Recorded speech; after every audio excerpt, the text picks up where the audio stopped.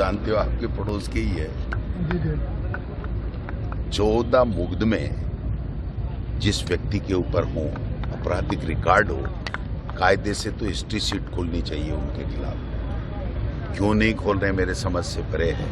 High court में उन्होंने अपने गिरफ्तारी के ऊपर स्टे ले रखा है। वो हाई कोर्ट में हम कांग्रेस पार्टी की तरफ से प्रयास करेंगे कि हाई कोर्ट जल्द सुनवाई करके और उस स्टे को हटाए, जिससे वो जेल के सलाखों के पीछे हों। ऐसे व्यक्ति को शिक्षा मंत्री बना करके आरएसएस और भारतीय जनता पार्टी ने अपनी मानसिकता का परिचय दिया है कि हम किस तरीके के लोगों से यहाँ पर शासन करना चाहते हैं। आज बिजली, पानी त्राईमाम मचा हुआ है। नीट के पेपर आउट हो गए, उसके लिए बच्चे रोजाना धरना प्रदर्शन कर रहे हैं पूरे देश में। इन्हीं के अलायंस के जो बिहार की सरकार चल रही है, वहां पर उनका मुख्यमंत्री कह रहा है सीबीआई को जांच देती, 2 एफआईआर हैं सीबीआई को देती, तो फिर बच क्या गया। जब आप परीक्षा को निरस्त मान रहे हो, गड़बड़ी मान रहे हो, और गड़बड़ी मान रहे हो तभी सीबीआई को जांच दी है, तो फिर आप निरस्त क्यों नहीं कर रहे हो। तो ऐसे में पूरे राजस्थान और पूरे देश में युवा आक्रोशित है। यहाँ पर राजस्थान में भजन लाल जी की सरकार ने 6 महीने में कोई काम नहीं किया, केवल भ्रमण करते हैं, भ्रमित करने का काम करते हैं, भाषणबाजी करते हैं। एक देले का काम उन्होंने किया नहीं। लोग बिजली पानी के लिए इतने परेशान हो रहे हैं, रात को 2-2 घंटे बिजली आती है, लोग परेशान हैं, पानी के लिए कतारें लगती हैं। कानून व्यवस्था इनसे संभल नहीं पा रही है।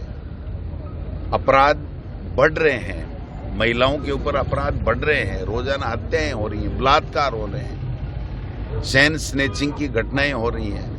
कोई सुनने वाला नहीं है यहाँ पर। जब मुख्यमंत्री को कहें तो कहते हैं कि भाई सीएस के पास जाओ, ब्यूरोक्रेट्स हावी हैं। तो ऐसे में हम सब लोगों की समस्याओं के समाधान के लिए लोगों के साथ कंधे से कंधा मिलाकर के आंदोलन के लिए निकले हैं। मेरे साथ आदरणीय टीकाराम जूली साहब नेता प्रतिपक्ष भी हैं। कोटा के अंदर आज कार्यक्रम कर रहे हैं, एक इनको चेतावनी दे रहे हैं, और राजस्थान की विधानसभा में 3 जुलाई से आएगी, तब इनको घेर के रखेंगे कि आप ट्रस्टी हो, मालिक नहीं हो, मनमर्जी नहीं चलेगी। जनता के जो मुद्दे हैं उनके समाधान की आप बात कीजिए।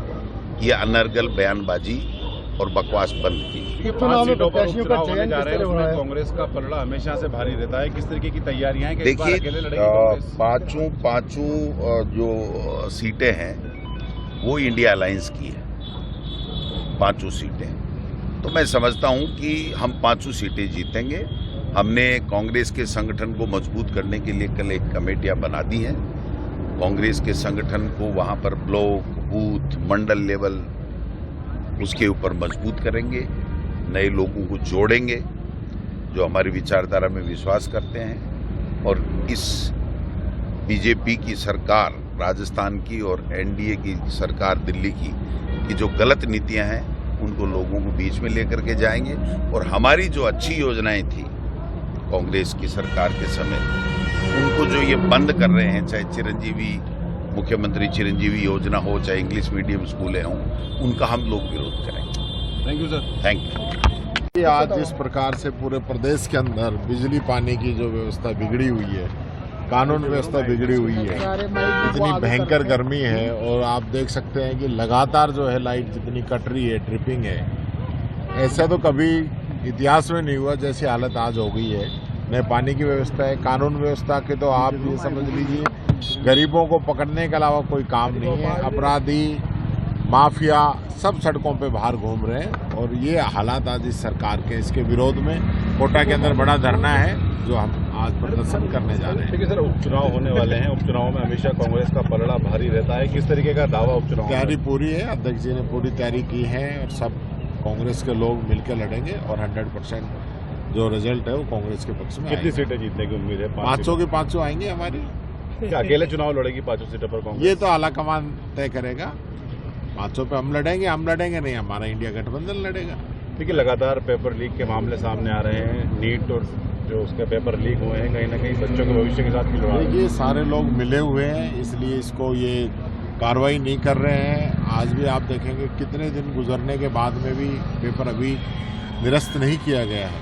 हालत ये है कि आप चेयरमैन को बदल रहे हैं, उन चेयरमैन को लगाएं अब जिन पे पहले ही व्यापम के घोटाले के आरोप लग चुके हैं। मध्य प्रदेश के अंदर व्यापम जो घोटाला हुआ आप सब लोग जानते हैं, आज वो एनटीए के चेयरमैन बनाए गए हैं। मैं समझता हूँ नीट जो युवा जो साथी हैं जो बेचारे मेहनत करते हैं उनके साथ बहुत बड़ा फ्रॉड इन लोगों ने किया है। इस पर सख्त कार्रवाई होनी चाहिए। जो घड़ियालू आंसू ये जो बहाते हैं उनसे काम चलने वाला नहीं है, ठोस निर्णय लेना पड़ेगा। शिक्षा मंत्री का एक बयान आया आदिवासियों को लेकर के इनके डीएनए की बयान को कोई मायने नहीं है।